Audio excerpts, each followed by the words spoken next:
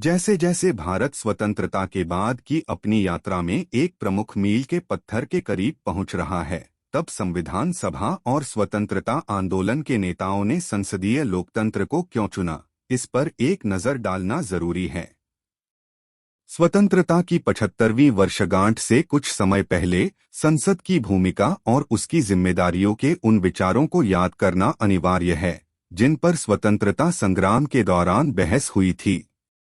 तब यह अवधारणा उभरी थी, संसद लोगों की संप्रभु इच्छा का प्रतिनिधित्व करेगी और उनके सामने आने वाले मुद्दों पर विचार विमर्श करने के बाद कानून बनाएगी। सबसे बढ़कर संसद के प्रति सरकार जवाबदेह होगी। गांधी की दृष्टि। 3 नवंबर 1917 को गुजरात में हुए के राजनीतिक सम्मेलन में महात्मा गांधी के संसद के चित्रण और उसकी भूमिका का सबसे महत्वपूर्ण विवरण माना जाता है। पूर्व राष्ट्रपति स्वर्गीय के.आर. नारायणन ने अपने निवर्तमान भाषण में गांधी के जिन शब्दों का हवाला दिया था वे ये हैं, अगर हमारे पास कोई संसद होगी तो हमारी संसद क्या करेगी। गांधी ने कहा कि जब हमारे पास यह होगी तो हमें गलतियां करने और उन्हें ठीक करने का अधिकार होगा। उन्होंने कहा कि गणतंत्र के शुरुआती दौर में लोगों से बड़ी भूल होगी, लेकिन धरती के लाल होने के नाते हम खुद को सही करने में समय नहीं गंवाएंगे। नारायणन ने आजादी से कुछ दशक पहले भारत के सामने महत्वपूर्ण संघर्षों पर गांधी के शब्दों को उजागर करना चुना था कि हम जल्द ही गरीबी के खिलाफ उपाय खोज लेंगे और अब लंकाशायर के उत्पादों पर निर्भर नहीं रहेंगे। महत्वपूर्ण रूप से गांधी ने इस संबोधन में कहा कि भारत शाही दिल्ली के निर्माण पर अनकहा धन खर्च नहीं करेगा। यह निश्चित रूप से भारत के गरीबों को ध्यान में रखते हुए कहा था, जिनके बारे में गांधी ने अपने जीवनकाल में बात की थी। नारायणन ने कहा कि गांधी के अनुसार गलती करने की स्वतंत्रता और त्रुटियों को ठीक करने की शक्ति स्वराज की एक परिभाषा है। संसद होने का मतलब स्वराज का होना है। उसी नवंबर 1917 के संबोधन में गांधी ने प्रसिद्ध रूप से कहा था कि हमारे पास जल्द ही एक संसद होनी चाहिए। हम इसके लिए काफी फिट हैं, इसलिए हम इसे अपनी मांग से हासिल करेंगे। यह इसी दिन को परिभाषित करने के लिए हमारे ऊपर टिकी हुई है।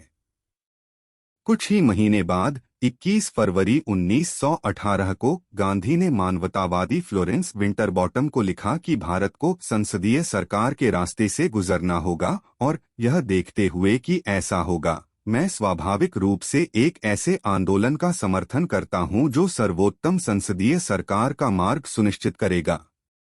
ध्यान दें कि 30 साल बाद 17 दिसंबर 1946 को यहां तक कि दक्षिणपंथी नेता श्यामा प्रसाद मुखर्जी ने भी कहा था कि संविधान सभा, जिसके वे सदस्य थे, को एक स्वतंत्र और संप्रभु भारतीय गणराज्य की पहली संसद घोषित किया जाना चाहिए था। नेहरू के उद्देश्य संकल्प।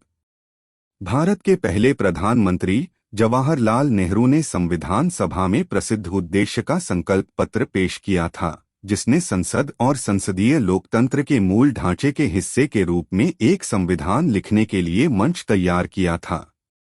14 नवंबर 1985 को भारत के 8वें राष्ट्रपति आर वेंकटरमन ने नई दिल्ली में आयोजित नेहरू और संसद पर संगोष्ठी में अपने उद्घाटन भाषण में नेहरू के विचारों का हवाला दिया था। नेहरू ने कहा था, संसदीय लोकतंत्र कई गुणों की मांग करता है।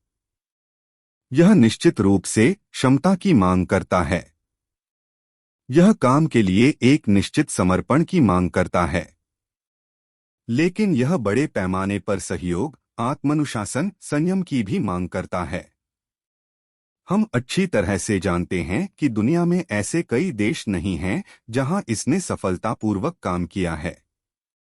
मुझे लगता है कि बिना किसी पक्षपात के यह कहा जा सकता है कि इसने इस देश में बहुत बड़ी सफलता के साथ काम किया है। क्यों? इसलिए नहीं कि हम इस सदन के सदस्य ज्ञान के उदाहरण हैं, बल्कि मुझे लगता है हमारे देश की पृष्ठभूमि के कारण और क्योंकि हमारे लोगों में लोकतंत्र की भावना है। याद कीजिए कि पहले कानून मंत्री डॉ बी.आर. अम्बेडकर ने संविधान सभा में संविधान के मसौदे को पेश करते हुए शानदार ढंग से समझाया था कि संसदीय लोकतंत्र का केंद्र विधायिका के प्रति कार्यपालिका की जवाबदेही है। यह राष्ट्रपति प्रणाली के विपरीत है, जहां जवाबदेही नहीं बल्कि कार्यपालिका की स्थिरता परिभाषित करने वाली विशेषता है। के.आर. नारायणन और बहुदलीय चर्चा की व्यवस्था। 2000 में भारतीय गणराज्य के स्वर्ण जयंती समारोह के दौरान राष्ट्र के नाम अपने संबोधन में नारायणन ने कहा था कि संविधान के ढांचे में कार्यपालिका की स्थिरता के मुकाबले जवाबदेही को प्राथमिकता दी है। ऐसा इसलिए था ताकि सरकार की व्यवस्था सत्तावाद में न फिसल जाए। दुर्भाग्य से एक तरह से भारत को निरंकुश राज्य के सिद्धांत जकड़ लिया है, खासकर पिछले 8 वर्षों के दौरान ऐसा हुआ है। यह संविधान बनाने वालों की दृष्टि के विपरीत है। नारायणन के शब्दों में, सरकार का रूप, संसदीय लोकतांत्रिक स्वरूप को इसके संस्थापकों ने गहन विचार और बहस के बाद चुना था। उनके लिए संसदीय प्रणाली संविधान सभा का एक सुविचारित और समझा बुझा विकल्प था। उन्होंने जोर देकर कहा, इसे ब्रिटिश व्यवस्था की नकल में या इसके जानकार होने के कारण नहीं चुना गया था, जिसे भारत ने औपनिवेशिक काल के दौरान हासिल किया था। इसके बाद उन्होंने गांधी को ब्रिटिश संसदीय शासन प्रणाली द्वारा भारत के उस कर्ज को स्वीकार करने का उल्लेख किया था, जिसमें सदियों पुरानी ग्राम पंचायतों की व्यवस्था होने की पुष्टि की थी। उन्होंने अम्बेडकर के इस स्पष्टीकरण का भी उल्लेख किया कि बौद्ध संघ एक संसदीय प्रकार की संस्था थी, जो आधुनिक संसदीय उपकरणों जैसे कि संकल्प, विभाजन, सचेतक आदि का उपयोग करती थी। नारायणन के शब्दों में, हमारी विरासत में इन तत्वों ने भारत में लोकतंत्र की संसदीय प्रणाली को अपनाना संभव और आसान बना दिया था। उन्होंने एक अन्य कारक का उल्लेख किया, जो भारत की भौगोलिक सीमा और हैरान करने वाली विविधता के बारे में जिक्र करता है, जिसने संसदीय शासन को सबसे उपयुक्त बनाया है। हमें पूर्व प्रधानमंत्री अटल बिहारी वाजपेयी की सरकार द्वारा संविधान की समीक्षा करने के फैसले को भी याद करना चाहिए। उस समय नारायणन ने एक तीखा सवाल पूछा था, जांच हमें इस बात की करनी चाहिए क्या हमें संविधान ने विफल किया है या हमने संविधान को विफल किया है। उस सवाल ने सरकार को समीक्षा आयोग के इरादे को त्यागने पर मजबूर कर दिया था। हालांकि फिर भी संविधान के कार्यों की समीक्षा के लिए एक आयोग बनाया गया था। संसद और लोकतंत्र पर हमला। भारत का संविधान और उसका दृष्टिकोण आज भी संसद और लोकतंत्र की तरह लगातार खतरे में है। विधेयकों को बिना चर्चा और ध्वनिमत से पारित किया जाता है। यदि संसद सदस्य संविधान के अनुसार वास्तविक मतदान की मांग करते हैं, तो उन्हें अस्वीकार कर दिया जाता है। कृषि कानून, जिसके खिलाफ किसानों ने एक ऐतिहासिक आंदोलन लड़ा और जो 1 साल से अधिक समय तक चला, जो इस तरह के इनकार के नतीजे का एक प्रमुख उदाहरण रहा है। सरकार को उन कानूनों को लोगों को भारी कीमत अदा कर निरस्त करने के लिए मजबूर होना पड़ा, केवल इसलिए कि उसने जानबूझकर और परामर्शी कानून बनाने की प्रक्रिया को खारिज कर दिया था। कोई और नहीं बल्कि खुद प्रधानमंत्री ने जब विरोध करने वाले किसानों का आंदोलनजीवी कहकर उपहास किया, तो यह अम्बेडकर का अपमान था, जिनके नारा शिक्षित रहो, आंदोलन करो, संगठित रहो, न्याय और उत्थान का दलित संघर्ष का नारा है। केंद्र सरकार भी जांच के लिए संसदीय स्थायी समितियों को बिल भेजने से हिचक रही है।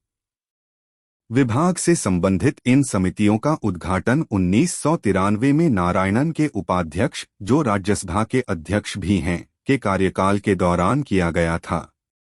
उन्होंने उनके वास्तविक उद्देश्य को उन स्थानों के रूप में परिभाषित किया जहां सभी राजनीतिक दलों के विचार विमर्श के माध्यम से शासन को ठीक किया जाएगा। इसके मूल में समिति बहुदलीयता का उदाहरण है, जबकि एक पक्षपातपूर्ण प्रणाली लोगों की इच्छा को प्रतिबिंबित करने के लिए संसद की बड़ी भूमिका को नष्ट कर देती है। संसद विपक्ष की होती है। डॉ. अम्बेडकर ने कहा कि संसद विपक्ष की होगी, लेकिन दुख की बात है कि राज्यसभा के सभापति ने भी विपक्ष की तानाशाही के बारे में बात की है। संसद में विपक्ष के लिए जगह कम हो रही है और इसलिए संसद में मूल्य वृद्धि, बेरोजगारी और बिगड़ती आर्थिक स्थिति पर चर्चा करने के लिए कोई जगह नहीं है।